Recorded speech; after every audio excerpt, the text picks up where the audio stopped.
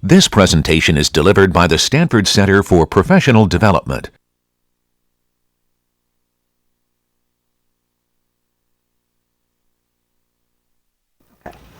So we've seen vector, grid, stack, and queue, which is what we were doing on Friday.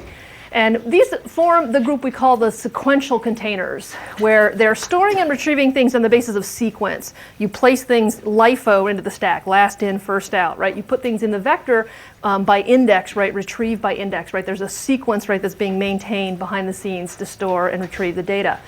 All of these containers have the property that they don't really examine your elements, they just store them. So you can put things into a stack, but it never really looks at them. It never looks at the strings you put in or the students that you put in the vector. It just holds on to it, and then when asked to give you something back by an NQ, a DQ operation or a get-at or something like that, it retrieves what you earlier placed there.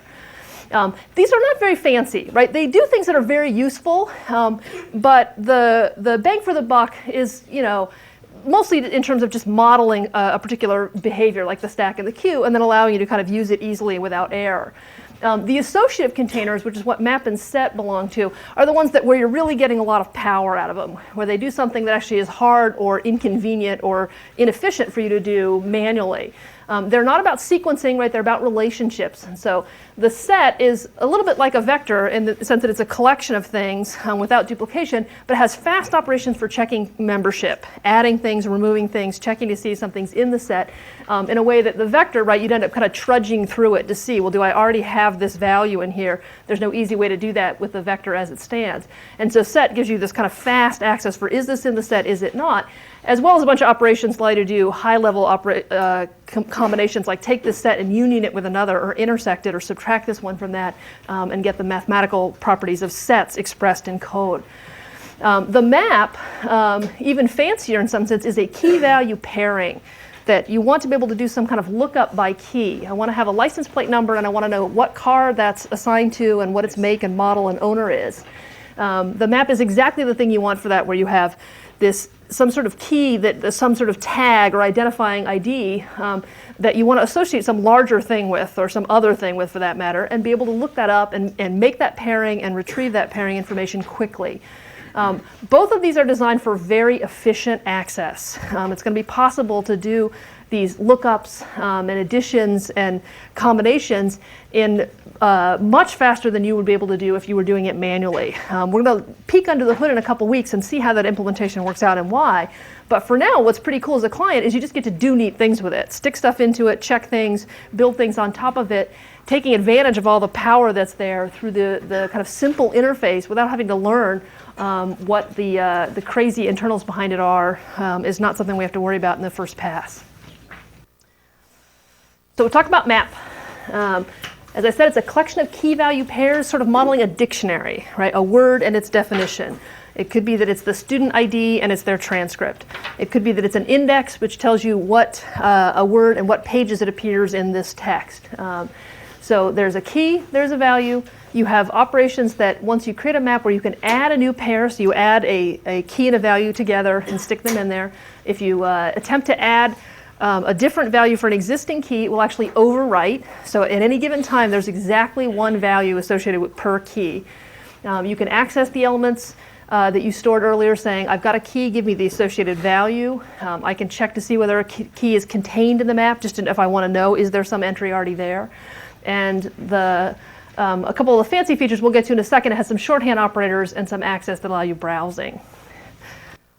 So some examples of things that maps are really good for. So map turns out to be just ubiquitous across computer science problem solving. You probably saw the hash map, right, in your 106A class, right? And you got a little bit of work out of that toward the end of the quarter. This guy, there's just 1,000 uses, right, for which a map is a great tool. So a dictionary is an obvious one, right? A thesaurus, right, where you have a word mapped to its synonyms. The DMV, right, which has license plate tags that tell you the 3 cars I've owned in my life and what their license plate numbers were. Any sort of thing that looks like that fits in the maps goal. So let's take a look at what the interface actually looks like. This is a little bit simplified. I removed a couple of the advanced features I'm going to get to in a second. The class name is map, It's templatized on the value type. If you look at the add operation, it takes a string type for the key and a value type for the value, and that means that the map is templatized on only one of the half of the pair. That the pair is always a key, which is a string, mapped to some other thing, whether it's a student structure or a vector of synonyms or a string which represents the definition, right? That value type can vary based on what the client chooses to fill in the template parameter with, but the keys are always strings. I'll kind of get to why that is a little bit later, but just to note it while we're here. So things like remove and contains key and get value that all operate on a key always take a string, and then what they return or access is templatized by this value type. So there's one little thing to need to know a little about how the interface works, right? When you create a map, it is empty, it has no pairs. If you ask it for the size, it tells you the number of pairs in it. If you ever add something to a key that was already present, so if earlier I'd said Julie's phone number is this, and then I later went in and tried to add under Julie another phone number, it will replace. So there will not be two entries for Julie, right? There's always exactly one. So add sometimes is incrementing the size, and other times, right, the size will be unchanged, but we'll have overwritten some previous pair. Remove, if there was a matching value, we'll decrement the size. If actually there wasn't a matching entry, it makes no changes. Contains key can tell you whether something's in there. And then get value has a little bit of a quirk in its interface that you'll need to be aware of. If you ask it to retrieve a key that doesn't exist, right, it's got a little bit of a problem there. If you say, give me the phone number for Julie, it's supposed to return to you the previously associated value, something of value type. Well, if you ask it to get a value for something and there was no pair that matched that, it has a little bit of a conundrum about what to return, right? If, for example, if this table were storing, numbers, maybe we're storing the, latitude and longitude of a city. Well, if you asked it to return, the value for a city it doesn't know about, what is it supposed to return? Like, what is the default, some sort of sentinel value that says no latitude, no longitude, right? It's like, well, what is that, right? If you were getting strings, if you had definitions, you might return the empty string, right? If you were returning numbers, it might be that what you want to return was 0 or -1. There is not for all types of values, right, some clear identifiable sentinel that would be appropriate to return. So what happens actually in get value is if you ask it to retrieve a value for something that doesn't exist, it throws an error, right? There is no other sensible return value it knows of, and so it treats it actually as a drastic situation. That means that if you are probing the table for something that you traditionally want to be checking contains key if you're not positive that it's already in there. If you do know, it's fine to go ahead and get value through, but if you are querying it, it's a two-step process to verify it's there before you go get it. So I got a little bit of code. I'm going to go actually just type this code rather than show it to you pre-written, because I think it's easier to learn something from when I actually type it. So I'm going to go ahead and just show you. So what I have here is a little bit of code I wrote before you got here, which is just designed to take a particular input text file and break it apart using stream extraction into words, right? In this case, tokens that are separated by white space using the default stream extraction. So it has a while true loop, right, that keeps reading until it fails. And then in this case, it just prints them back out. What I'm going to do is I'm actually going to gather those words and I'm going to put them into a map. So this will be my plan. So let's build a map that's going to map words to counts. So the number of times a word occurs in the document, right, will be stored under that key. So the first time I see the, I'll put a 1 in. The next time I see a the, I'll update that 1 to a 2. And so on. And when I'm done, I should have a complete table of all the words that occurred in the document with the counts of the number of times they occurred. So let me go ahead and I'm going to pass it up here by reference so I can fill it in with something. And then what I'm going to do here is I'm going to say if m contains key word. So this means that there was an existing entry. I'm going to add to it under the word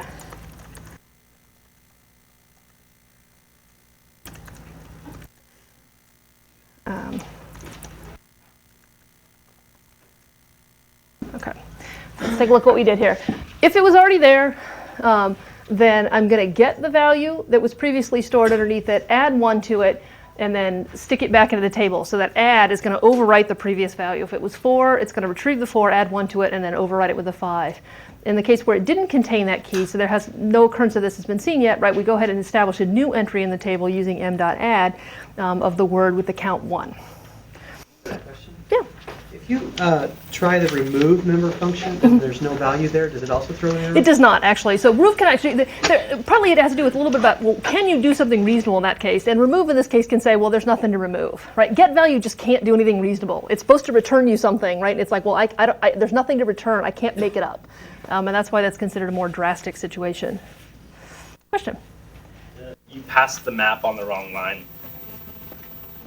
The map on the wrong line. Oh, yeah, you're right. I totally did. Thank you very much. That was going to give me quite an error when I got there. There we go. Let's fix that. Okay, thank you very much. And so then maybe when I'm done, I could say num unique words and then m.size. So if we let this guy go, it's going to complain all over the place because it says, what's this map of which you speak? And I will tell it, here's a header file you'd like to hear. Okay, so there were 512 unique words in this document. You know, just it's the text of some handout we had earlier that I just took and put in a text file. So this shows kind of the basic usage pattern, right? Will typically be, oh, I'm sticking stuff in there and then potentially updating and changing, right? And then I, in this case, was using a count at the end. I'm going to note one funky little thing about the map while I'm here, because map has a shorthand access that allows you to retrieve the value associated with a key using a syntax that looks a little bit bizarre, but it's kind of becoming common, is to, instead of saying m.getValue word, that you say m of square brackets of word.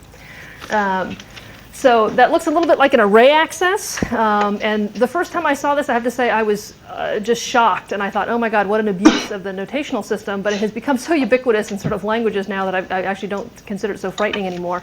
It's basically saying, like, reach into the table, and instead of using an index to identify which element you're doing, you're using a key, and it's saying, reach into the bucket that's tagged with this index and get the value back out. So this is effectively an m.getValue of word, but using this syntax. There's something, though, that's a little bit wacky about this syntax, though, is it's not exactly equivalent to get value in that it doesn't mind if you try to access something that doesn't exist. And what it will do is its strategy is if you access a word, m of subword, where this is not an existing key, it will create a pair. It will tag it with the key you asked for, and then it will kind of leave the associated value as to whatever the default value for that type is. So in this case, it's almost like you just declared an int variable on the stack. What do you get?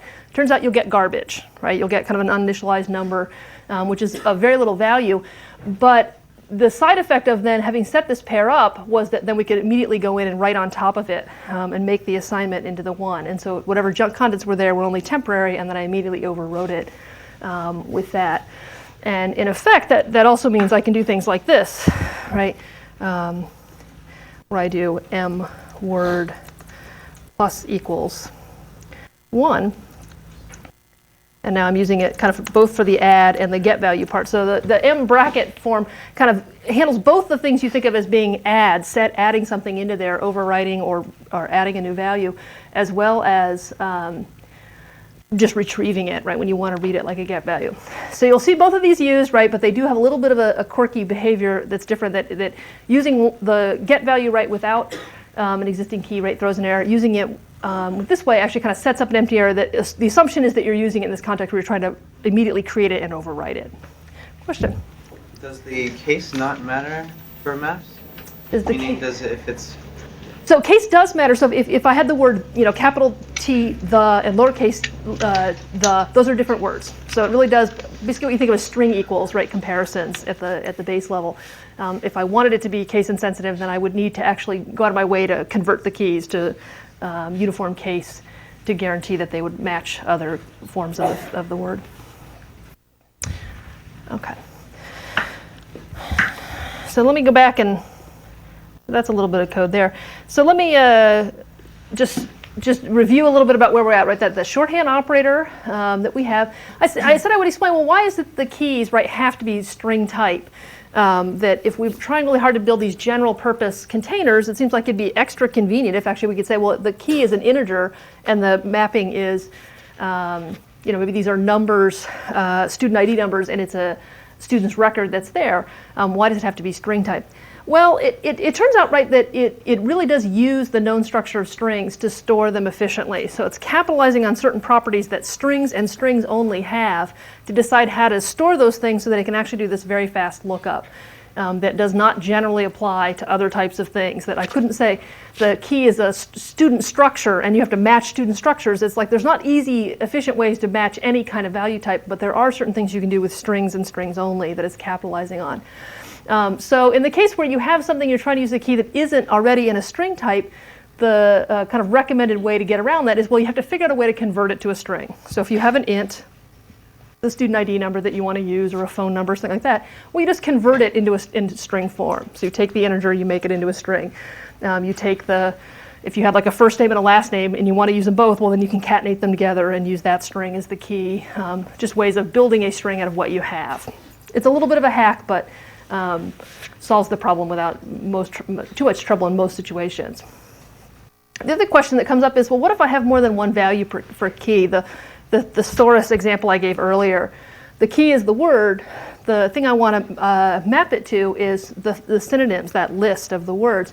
If I did add of word with its synonym, right, each subsequent synonym would just replace any previous pairing I'd put in, right?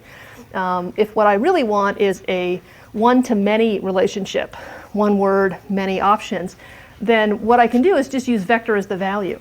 So build a map containing vectors containing strings. So I'll get a nested template out of that.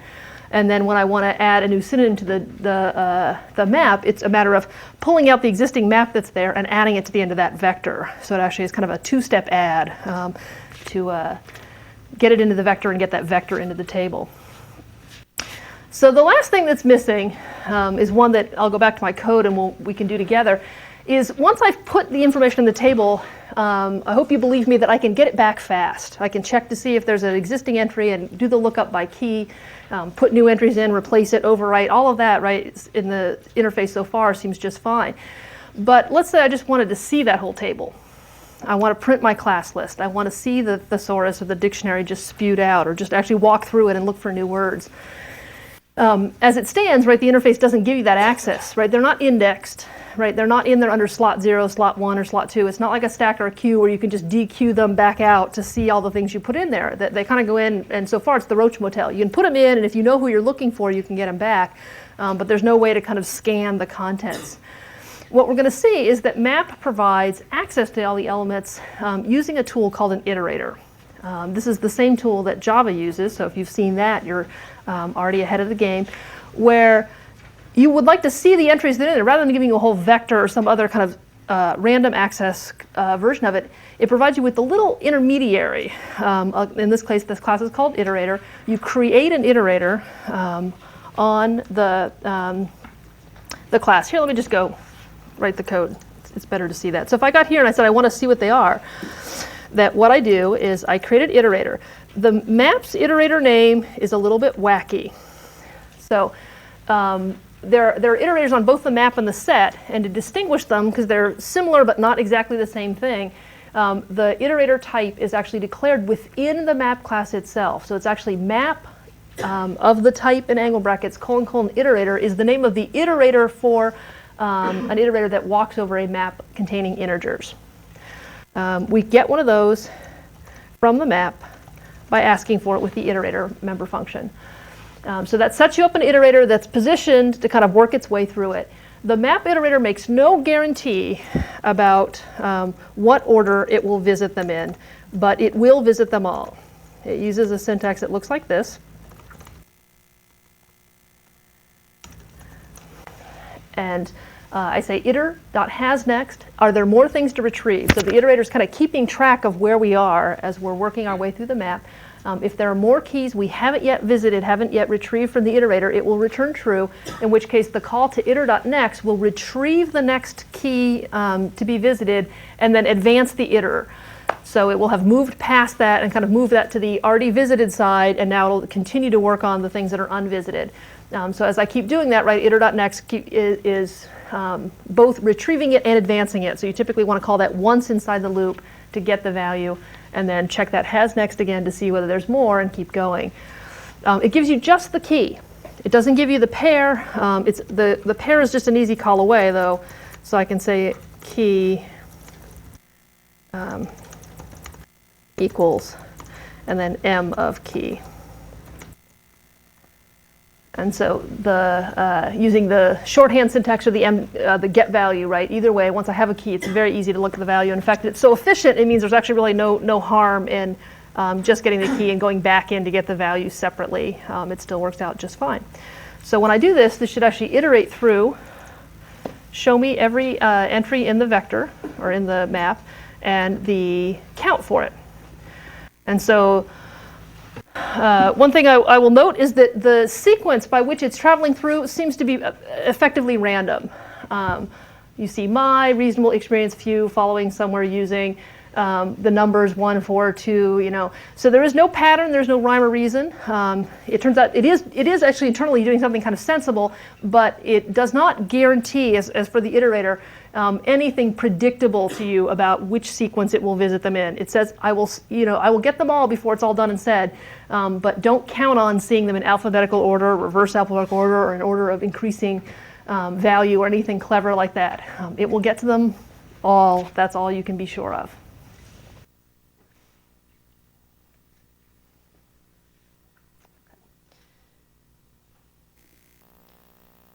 So that is the same code that's up here. Question? So on the previous page, the previous slide, you mentioned something about synonyms.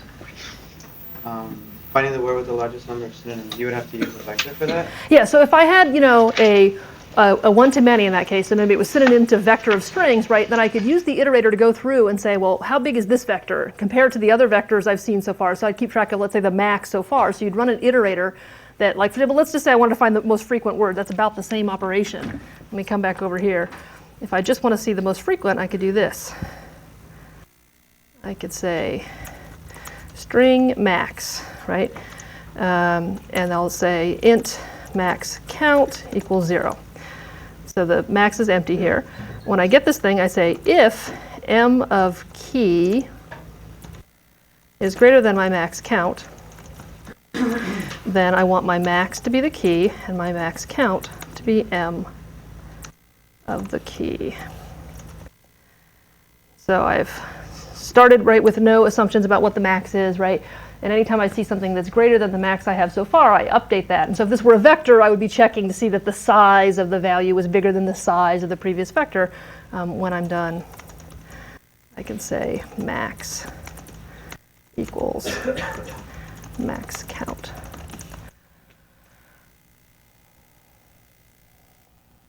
And so it turns out the most common word in there, what a surprise, right? It shows up 42 times.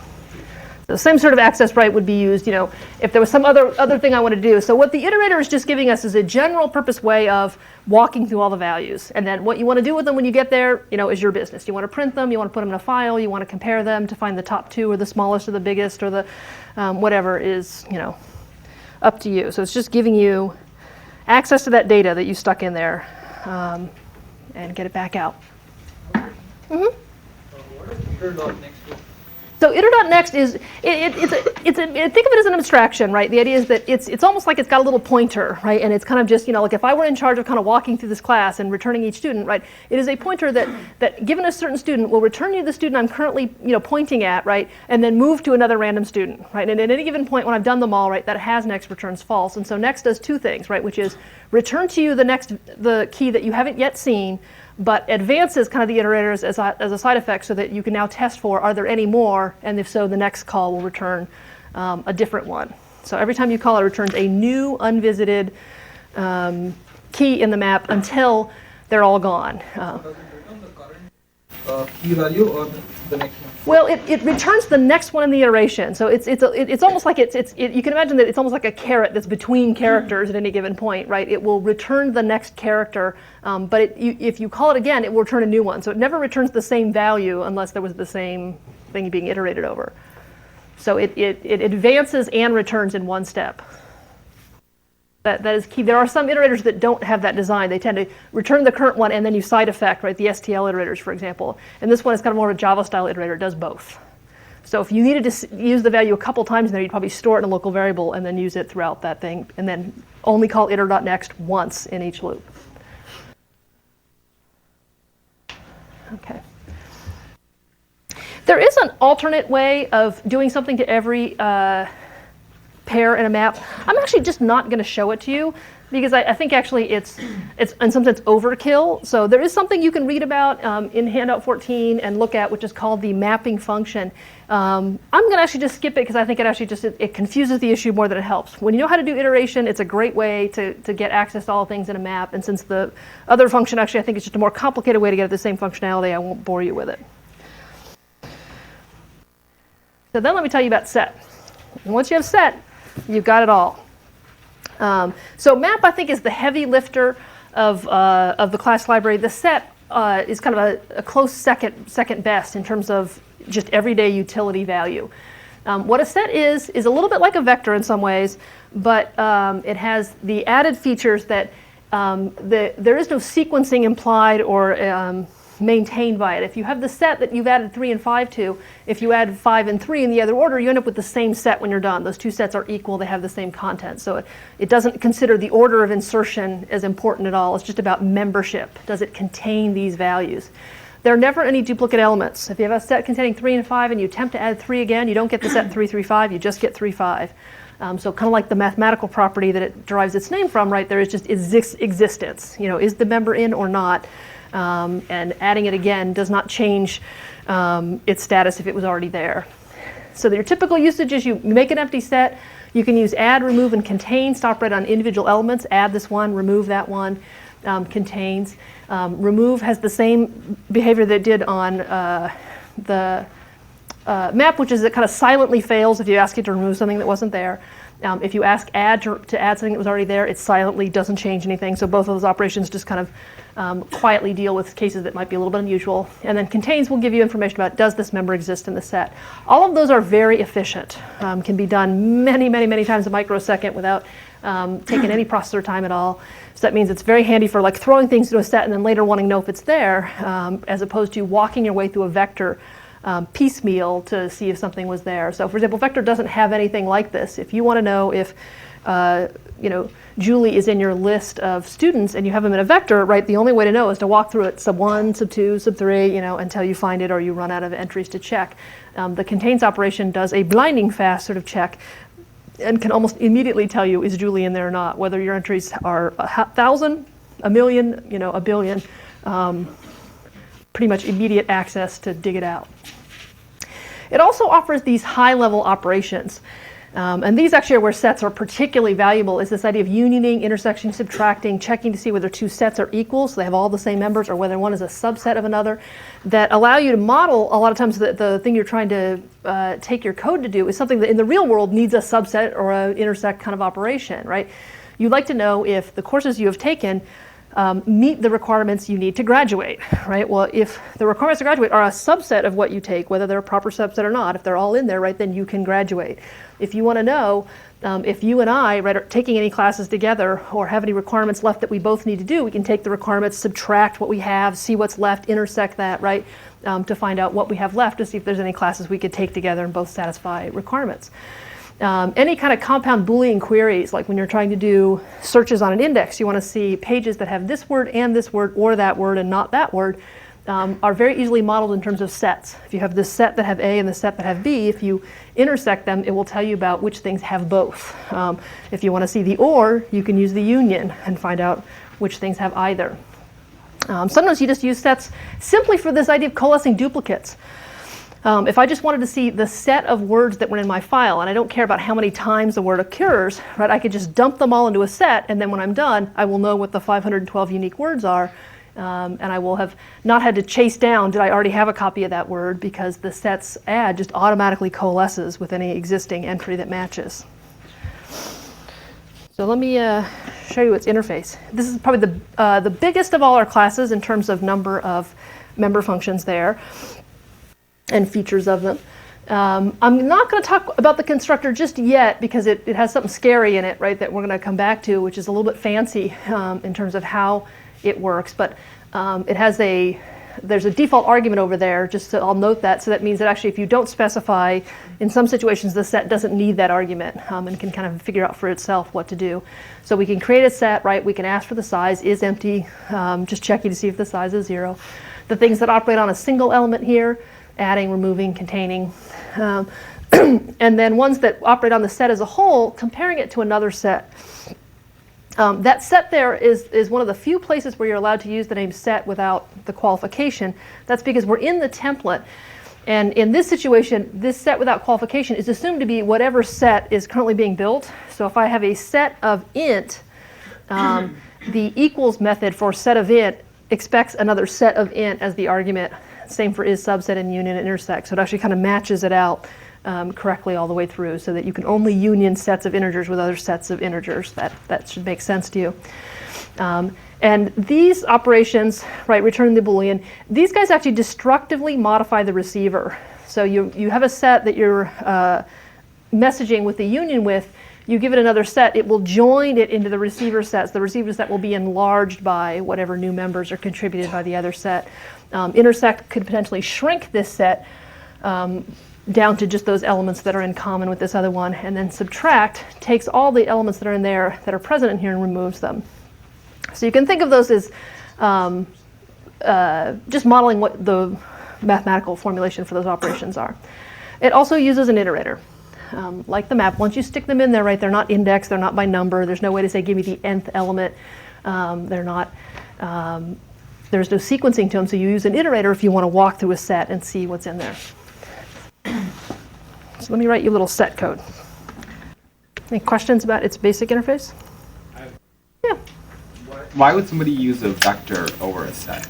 So sometimes you actually do care about ordering, right? Or you do want duplicates, right? You might have, a bunch of names where maybe some people are going to have the same names.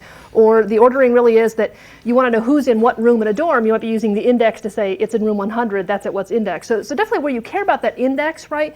And where you also want that random access.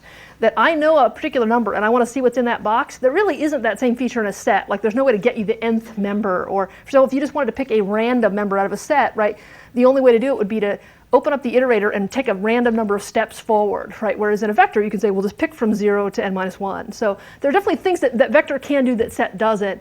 And it just depends on the task to which you have. Do you need duplicates? Right? You're definitely stuck with vector. Do you care about that random access? Do you use the index in some interesting way? Do you care about recording the sequence, like knowing who was first or last that you added? Set doesn't track those things in the same way. So let me write a little code that uses a set. And let's write this. I'm going to write something that tests the random number iterator. Every time I do this, it alarms me. But I think it's good to know. I'm going to keep a list of the numbers I've seen.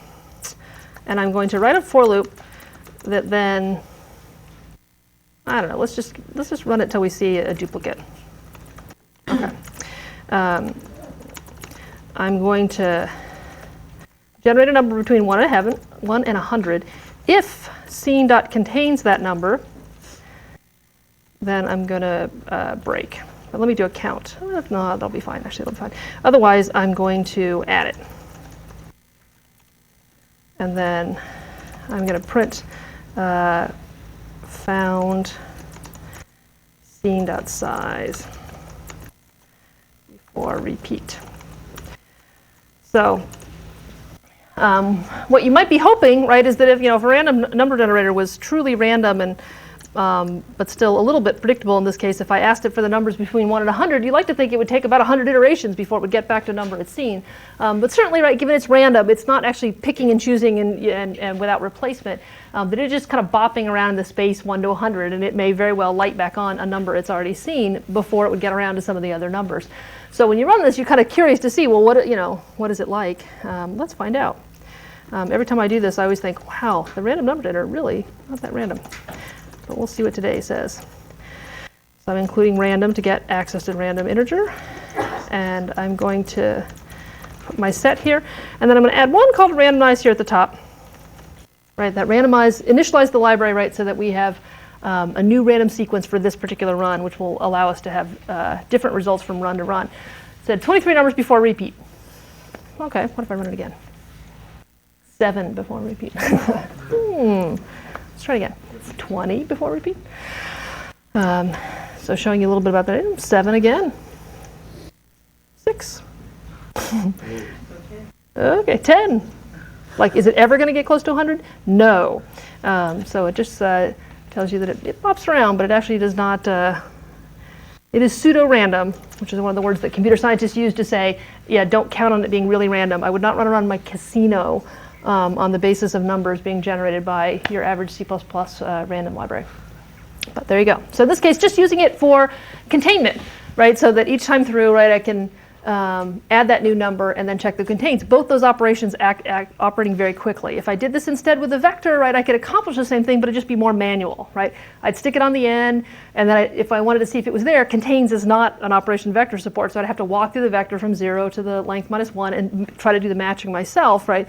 Which gets slower and slower as the vector gets longer, right? And it's just a hassle to write that code, so having contains around saved us a little bit.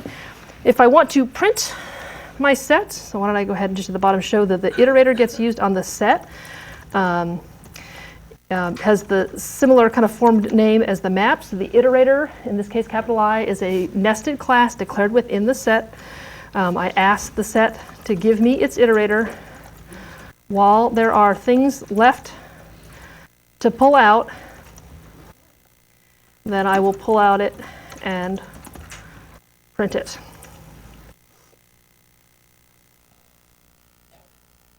And so there's the sequence, let's say, of 20 or so numbers. So this highlights something that's a little bit distinctive about the iterator as it applies to the set, is that those numbers, 15, 16, 22, 24, 37, are coming out in increasing order, all the way down to the bottom. And if I run it again, I will get the same effect, but perhaps on a shorter list, right? That the set's iterator is not as unpredictable as the map iterator was. That the set iterator, that in fact, part of how the set is able to supply its operation so efficiently is that internally it is using some notion of sorting. That it is keeping track of kind of things by ordering. In this case, the increasing order is the default strategy for how it lines things up, and that the iterator takes advantage of that. Since it is internally storing it in sorted order, it might as well just use the iterator to walk them in sorted order, and that tends to be convenient for somebody who wants to process the set. So as a result, you can count on that, right? That when you're using a set, that the iterator will pull out the values from kind of smallest to largest.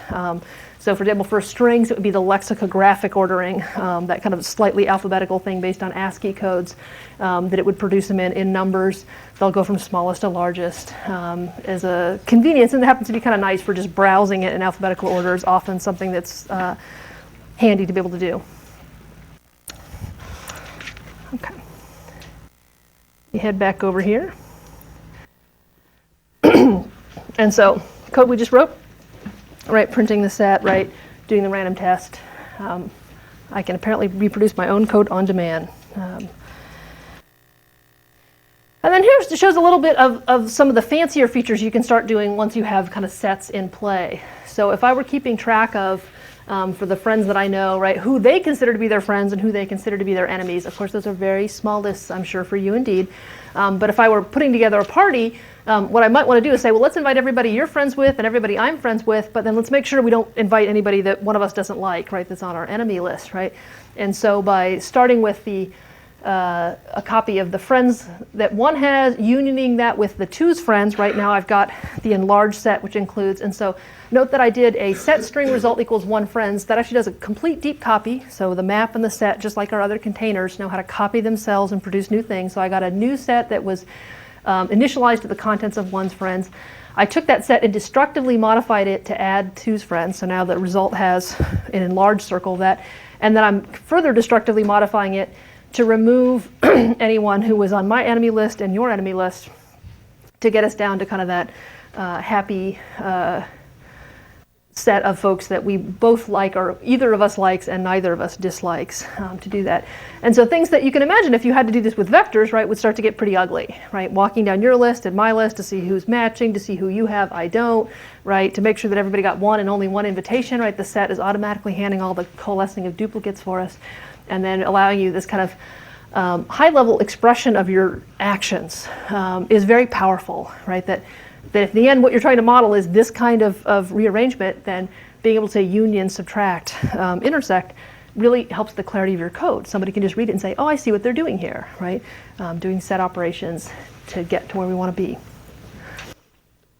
Question? What if one and two have the same enemies, and so when you subtract one's enemies, and then you try to subtract it again with two, and it's not there? Yeah, so it turns out subtract will say remove these things if they're present. So if you and I have some of the same enemies, after I've removed them from your list, I'll remove them again from my list. Well, it turns out they won't be there, but it doesn't complain. So like the remove operation, if you ask it to subtract some things that aren't there, it doesn't get upset about it. It just skips over them basically. Okay. So set though is a little bit more quirky than the others in one kind of peculiar way. And so I'm going to kind of foreshadow this, and we're going to actually do more serious work on this on Friday, is that the other containers kind of store and retrieve things. They're putting them in buckets or in slabs or boxes and whatever and returning them back to you. But set is actually really has a much more intimate relationship with the data that it's storing.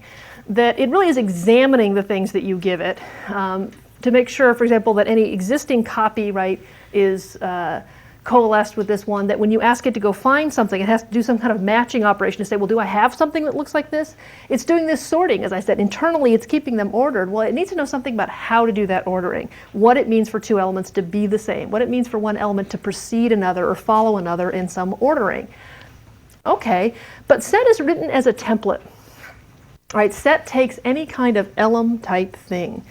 How is it you compare two things generically? That actually is not an easy problem, right? I'll show you a little bit about this code, and then we'll talk about this on Friday more, is that one way you could do it is you could assume that, well, if I take the two elements, I could just use equals equals and less than. If I just plug them into the built-in operators and say, tell me, are they equal? What does equal equal say? Is one of them less than the other? Tell me that, right?